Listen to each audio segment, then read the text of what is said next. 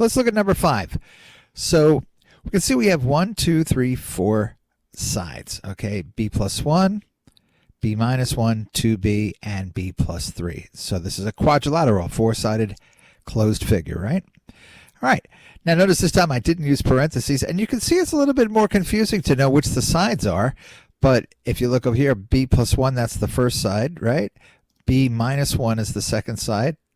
2b is the third side, and b plus 3 is the fourth side, depending on where you start from. I started from over here, right? So now we're going to combine like terms. So sometimes it's easier to look at the drawing, but let's look at this first, and then we'll talk about why it might be easier to look at the drawing in this case. B plus B is 2B, plus 2 more B is 4B, plus another B there is 5B. And we have a plus 1 minus 1, so 1 minus 1 is 0, and we end up with 3. So our final answer here is 5b plus 3. That's the simplified expression for this perimeter, right, guys? Now, if you look at the drawing, you kind of see that this says plus 1 and minus 1, and you know 1 minus 1 is 0. So you're left with, when you're combining these, there's a b there, there's a b there. That's 2, 3, 4, 5 b's. 1 minus 1 is 0, and we've got a 3 over there. So we end up with 5b, 1, 2, 3, 4, 5 b's, plus 3, and that's what we got. So the drawing can sometimes make it even faster for us. Okay, let's look at the second one. Or number 6, it says, use your simplified expression to calculate the perimeter of the figure above if x equals 5 centimeters. So we're going to take our expression, 5b plus 3, and we're going to evaluate it by replacing the b with 5. So x now is 5, and that I guess should, since it's at x, we should probably have that as an x, right? Okay. Or we could change this to b, either way, okay, just so we can keep them consistent. All right, so 5b, we're changing the b to 5, so that's 5 times 5 is 25 plus 3. 25 plus 3 is 28. So our final answer is 28 centimeters. That's the perimeter of this shape if b is 5 centimeters. We just plug it in, as you guys say, but we don't plug it in, right? We substitute a value for the variable. That's it. Now, guys, remember, if 5, instead of b being 5, if b was 10, everything here would do what? Everything would double, right? So this would actually be 5 times 10, which is 50, plus 3 in here, and that would obviously give you a bigger number, right? Everything would get bigger, okay? And we're going to look like problems like that in a little bit. Okay, so what's a quadrilateral? What's a quadrilateral? Okay, that was the next question here. Well, quadrilateral is a closed, let's go back a little bit, a closed polygon with 4 sides. That's quad means 4, lateral we're talking about sides. So it's a closed polygon with 4 sides, or a 4-sided closed polygon, whichever way you want to look at it. Okay, and we kind of talked about that at the beginning of class yesterday. What is a square? Well, it's a closed geometric polygon, and really, do we have to use the word geometric? Let's get that out of there. We could just say a closed polygon, right?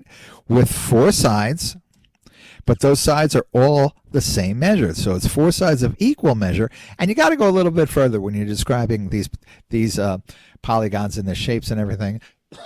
Excuse me. 4 sides of equal measure, and you also want to discuss the angles too. So in this case, there are 4 angles, and all those angles each measure 90 degrees. They're right angles. Okay, so 4 right angles and 4 sides of equal measure. That's what a square is. So it says provide an algebraic expression that could calculate the perimeter of a square with any sized side S. Now the way to think about this, guys, if we're talking about a square and one of the sides is S, well, we know that if this side is S, this side has got to be S. If this side is S, this side's got to be S. If this is S, this has got to be S. How do we know that? Because in a square, all the sides have to be the same length. So if one of the length is S, then all the other lengths have to be S. So there's an S and another S and another S and another S. Well, that's 1, 2, 3, 4. How can we write that? 4S. And there's our expression, guys, 4s. Why? Because all the s's are the same side, so it's 4 times one of the sides. And that's our perimeter. Now, that's our algebraic expression. Remember, if we wanted to make this into a algebraic equation instead, we could say perimeter equals 4s, but then we got to define our variables. So if perimeter equals 4s, we'd have to say where P is the perimeter of a square, and helps if you spell it right? It's the perimeter of a square, and S is the measure of one side of that square. Okay, and side, right? I can't get to it there, so we'll just do it here. One side of that square. Okay, that's if we were defining our equation. In this case, we didn't have to worry about that because we were just told to write an algebraic expression. So our algebraic expression would be 4s. This would be an algebraic equation where we're equating the perimeter to 4 sides. And like I said, you just want to define your sides. So P is the perimeter of the square, okay? And S is the measure of one side of that square. All right, and we're going to get a lot more into that when we start writing stuff about equations. All right, let's move on. Okay, so what is a rectangle? A closed geometric polygon with two pairs of opposite sides that are of equal length or equal measure, and 4 corner angles that each measure 90 degrees. So once again, in a rectangle, okay, all 4 corner angles are right angles, just like these are here. But it's different from a square because the opposite sides are equal, but not all 4 sides are the same length. So this side in a rectangle, this side and this side might be the same length, but this side and this side would be different lengths. So basically, guys, a square is a special kind of rectangle, isn't it?